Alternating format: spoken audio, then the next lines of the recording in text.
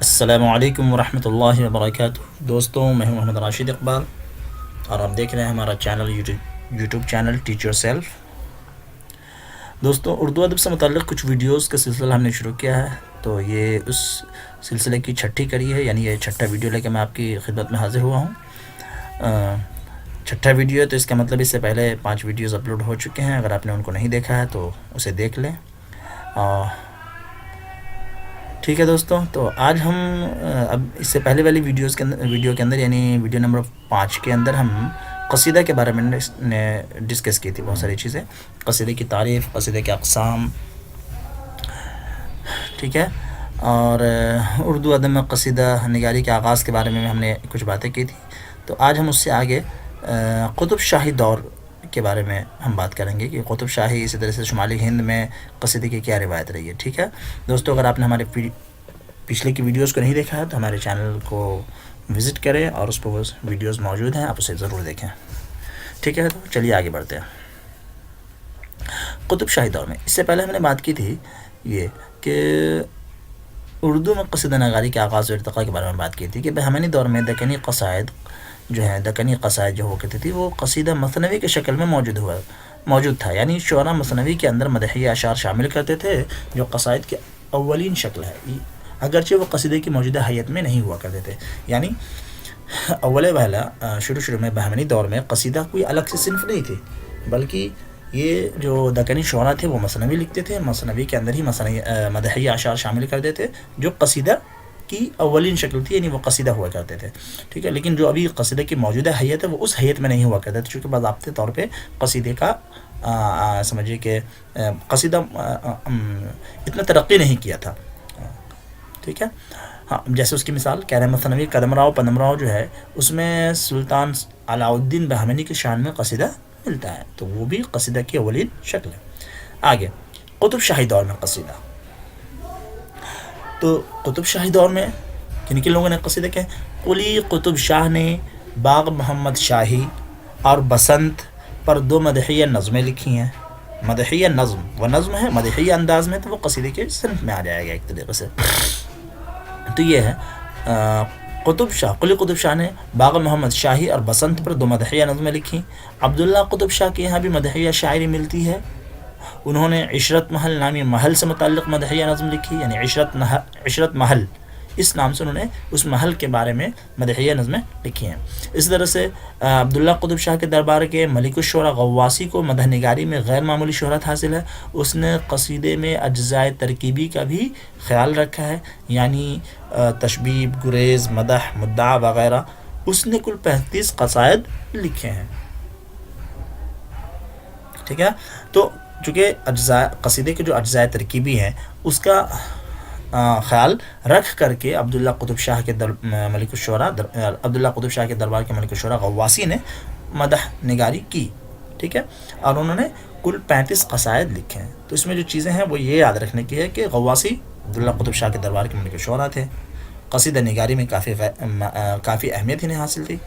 سب سے پہلے انہوں نے جو قصیدہ نگاری کی، اور سب سے پہلے وہ ایسے شاعر ہیں جنہوں نے اجزائے ترکیبی کا خیال رکھتے ہوئے قصیدہ نگاری کی، انہوں نے کل 35 قصائد لکھے۔ تو اس طریقے سے آپ ان جانکاری کو ٹکڑوں میں بانٹ کر بھی یاد رکھ سکتے ہیں یا سوال بنا کر کے، تاکہ اس طرح کی چیزیں آئیں تو ہم جواب دے سکیں۔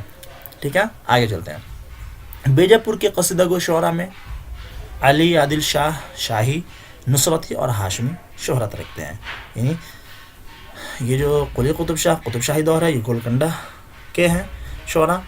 ٹھیک ہے، اور یہ بیجاپور کے شعراء میں علی عادل شاہ شاہی، نصرتی اور ہاشمی، یہ لوگ قصیدہ گو شعراء ہیں، یہ شاعر جو ہیں یہ شعراء جو ہیں قصیدہ گو ہیں، ہے نا، قصیدہ کہنے والے یہ شعراء ہیں۔ اس طریقے سے آپ گولکنڈہ کے دیکھیں گے قطب شاہی دور کے بارے میں، تو اس میں آ گیا قلی قطب شاہ، عبداللہ قطب شاہ، ٹھیک ہے، عبداللہ قطب شاہ، اسی طرح سے ان کے دربار کے شعراء غواصی، یہ سب مدح نگار قصیدہ گو شعراء ہے۔ ٹھیک ہے، آگے چلتے ہیں۔ تو یہ جانکاری ہو گئی آپ کو قطب شاہی دور کے بارے میں، ٹھیک ہے، دکنیات سے۔ اس میں آپ کو قطب شاہی آ گیا اور عادل شاہی بھی آ گیا، چونکہ بیجاپور میں عادل شاہی حکومت تھی۔ آگے دیکھتے ہیں شمالی ہند میں قصیدے کی روایت۔ شمالی ہند میں قصیدے کا آغاز کیسے ہوا؟ اورنگزیب عالمگیر رحمۃ اللہ علیہ کے بعد ان کے جانشینوں میں تخت و تاج کے لیے خانہ جنگی شروع ہو گئی. دہلی چاروں طرف سے حملے کا شکار ہو گیا. یعنی عالمگیر رحمۃ اللہ علیہ کے بعد جو ان کے جانشین تھے ان کے اولادوں میں تخت کے لیے خانہ جنگی شروع ہو گئی اور یہ چاروں طرف سے دہلی پہ حملے بھی ہونے لگے. شمالی ہند میں اردو شاعری کی مقبولیت ولی دکنی کے کلام سے ہوئی. ولی نے جس طرح دیگر اصناف سخن میں اپنا کمال دکھایا اسی طرح اس نے قصیدے بھی کہے ہیں. شمالی ہند والے نے ولی دکنی کے کلام سے متاثر ہو کر اس کی پیروی کی اور اردو میں شاعری کا آغاز کیا. یہ میں اس کی بات ہے. شمالی ہند سے ولی آتے ہیں 1700 میں اور 1700 غالباً 8 میں جو ہے ان کا دیوان آتا ہے. اس کے بعد سے دکن سے ٹھیک ہے دکن سے ولی جو ہے یہاں شمالی ہند میں آتے ہیں اور وہی 1708 کے قریب ان کا دیوان آتا ہے.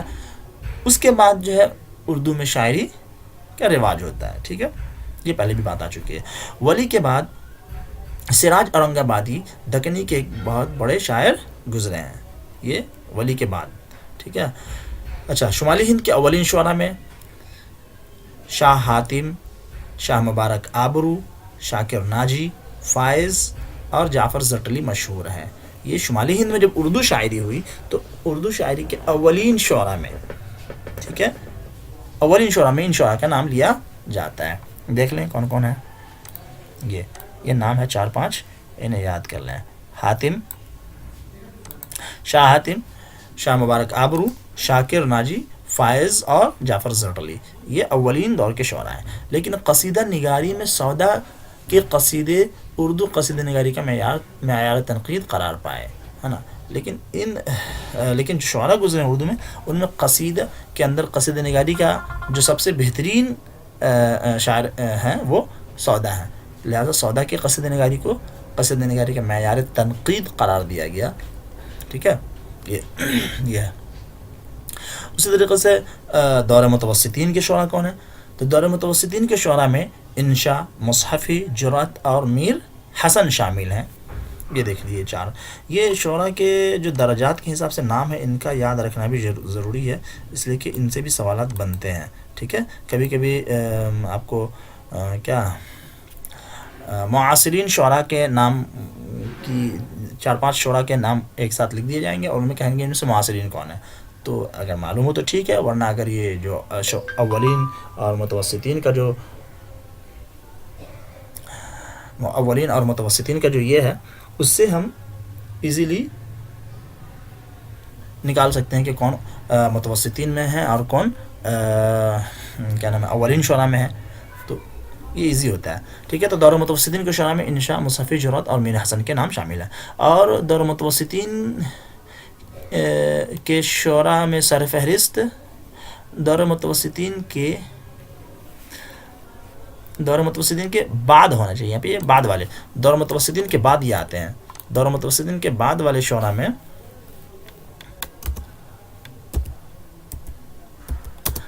تو دور متوسطین کے بعد والے شعراء میں سر فہرست کون کون ہیں؟ ذوق اور مومن کا شمار ہوتا ہے اور غالب بھی اسی صنف میں نظر آتے ہیں. تو گویا کہ غالب، ذوق اور مومن یہ دور متوسطین کے بعد والے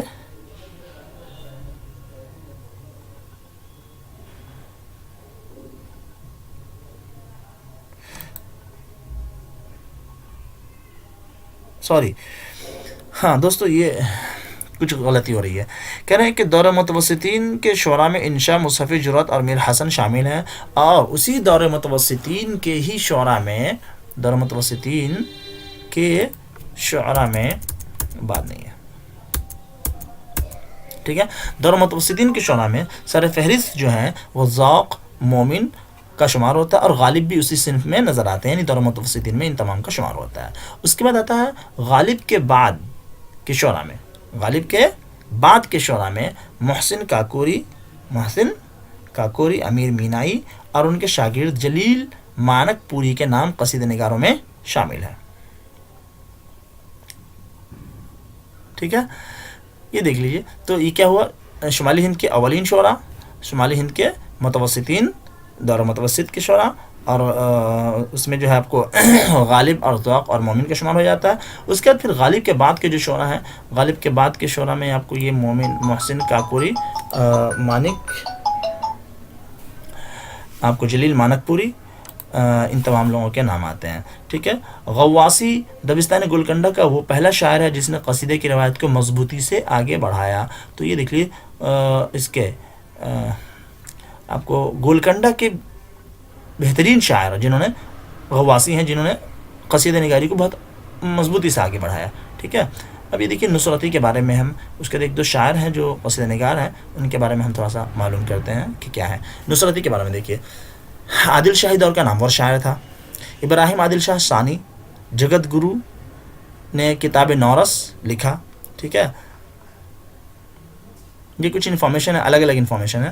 یہ نصرتی کے بارے میں بتایا کہ نصرتی کیا ہے، یہ عادل شاہی دور کا شاعر تھا. اسی طریقے سے آپ کو عادل شاہی دور کے اندر ایک شاعر ہیں ابراہیم عادل شاہ ثانی، ان کا لقب کیا تھا، جگت گرو. جگت گرو کے نام سے وہ مشہور تھے، اور انہوں نے ایک کتاب لکھی جس کا نام کیا، کتاب نورس، جس کے اندر راگ رانیوں اور گیت کو کے بارے میں علم ہے، اور گیت کے بارے میں جو ہے کتاب لکھی گئی ہے. ٹھیک ہے. ابراہیم عادل شاہ کے بیٹے محمد عادل شاہ اور ان کا بیٹا علی عادل شاہ ہے. کیا یہ ابراہیم عادل شاہ کے بیٹے کون ہیں، محمد عادل شاہ، اور محمد عادل شاہ کے بیٹے علی عادل شاہ. تو علی عادل شاہ جو ہے وہ ابراہیم شاہ کے پوتے ہوئے، اور علی عادل شاہ ثانی شاہی کو استاد عالم کہا جاتا ہے. یہ دیکھ لیجئے، کہہ رہے ہیں ان کو استاد عالم کہا جاتا ہے. اور یہ بھی ہے علی عادل شاہ ثانی کا تخلص کیا ہے، شاہی ہے. یہ سب انفارمیشن ہے جو پوچھا جاتا ہے ایگزام میں. تو علی عادل شاہ ثانی کا تخلص کیا ہے، شاہی ہے، اور ان کو استاد عالم کہا جاتا ہے. ٹھیک ہے. اور ان کے دادا کو یعنی ابراہیم عادل شاہ ثانی کو جگت گرو کہا جاتا ہے. ٹھیک ہے. تو دادا یعنی ابراہیم عادل شاہ ثانی کو جگت گرو، اور ان کے پوتا علی عادل شاہ ثانی شاہی کو استاد عالم کہا جاتا ہے. یہ لقب ہے. ٹھیک ہے. آگے دیکھیے، جب عبداللہ قطب شاہ گولکنڈہ کی بہن یعنی عبداللہ قطب شاہی دور کے ہیں بادشاہ، عبداللہ قطب شاہ گولکنڈہ کے بادشاہ ہیں. تو عبداللہ قطب شاہ کی بہن، ان کا نام تھا خدیجہ سلطان، کی شادی علی عادل شاہ سے ہوئی تو شاعر ملک خوشنود بھی جہیز کے طور پر اس کے ساتھ بیجاپور گیا تھا. یعنی یہ ایک شاعر ہے ملک خوشنود، ان کو جہیز کے طور پر گولکنڈہ سے کہاں بیجاپور بھیجا گیا تھا. چونکہ عبداللہ قطب شاہ کی بہن تھی خدیجہ سلطان، ان کی شادی علی عادل شاہ سے ہوئی تو ایک شاعر ملک خوشنود کو بھی جہیز کے طور پر ان کو بیجاپور بھیجا گیا. ٹھیک ہے. پھر یہ ملک خوشنود جو ہے انہوں نے ایک کتاب بھی لکھی تھی، وہ آگے اس کا تذکرہ آ جائے گا کہیں. ٹھیک ہے. آگے دیکھیے نصرتی، ہم نے یہاں لکھا تھا نصرتی، تو یہ نصرتی عادل شاہ دور کا نامور شاعر ہے.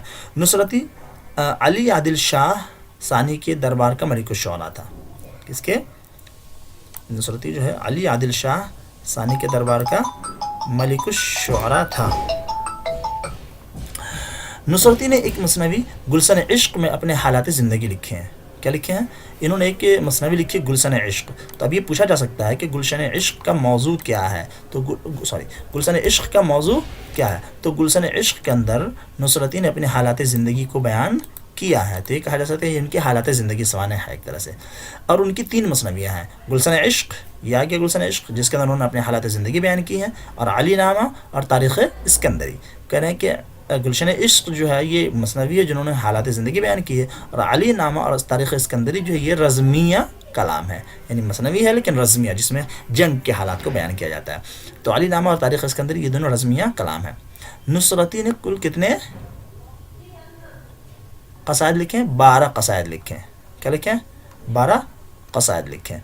اس کا دیکھتے ہیں ایک قصیدے کی ایک صنف چرخیات کیا ہوتا ہے، ہم اس کو دیکھ لیتے ہیں. چرخیات دکنی قصائد میں قصیدہ کی قسم ہے جسے چرخیات کہتے ہیں. اس قصیدہ کی تشبیب میں فلکیات کے متعلقات بیان ہوتے ہیں، جیسے آسمان، سورج، شفق، چاند، رات کی تاریکی وغیرہ وغیرہ. یہ قصیدہ کی ایک قسم ہے چرخیات. چرخیات ہوتا کیا ہے؟ وہی کہ جو ہم قصیدہ لکھتے ہیں تو قصیدہ کے جو پہلا جز ہے جس کو ہم تشبیب کہتے ہیں، تو اس میں شاعر کسی عشق اور محبوب کا تذکرہ یا عشق و حسن کا تذکرہ کرنے کے بجائے فلکیات کے متعلقات کو بیان کرتا ہے. آسمان اور وغیرہ وغیرہ جو ہے، چاند، سورج، اس طرح کی چیزوں کو بہت ہی اچھے انداز میں بیان کرتا ہے. تو اس قصیدے کو چرخیہ کہتے ہیں. کیا کہتے ہیں؟ چرخیات کہا جاتا ہے اسے.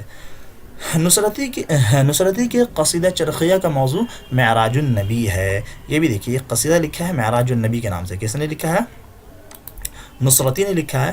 اور یہ جو معراج النبی ہے یہ قصیدہ چرخیہ ہے، یعنی اس کے تشبیب کے اندر انہوں نے سب سے پہلے کیا کیا ہے، فلکیات سے متعلق بہت سارے بہت عمدہ موضوع کو پیش کیا ہے، اس کے بعد پھر معراج نبی صلی اللہ علیہ وسلم کو پیش کیا ہے. ٹھیک ہے دوستو، تو آج کے لیے اتنا ہی، اور انشاءاللہ پھر جلدی ملتے ہیں ایک نئے ویڈیو میں، اور اگلے ویڈیو میں انشاءاللہ ہم قصیدہ کے موضوع کو کمپلیٹ کر لیں گے. ٹھیک ہے دوستو، اگر یہ ویڈیو آپ کو پسند آ رہا ہو تو اسے لائک کریں، شیئر کریں. اگر آپ ہمارے اس یوٹیوب چینل پر نئے ہیں تو اسے سبسکرائب کر لیں. ٹھیک ہے دوستو، پھر جلدی ملتے ہیں ایک نئے ویڈیو میں. خوش رہیں، اپنا خیال رکھیں. اوکے، اللہ حافظ. السلام علیکم ورحمۃ اللہ وبرکاتہ.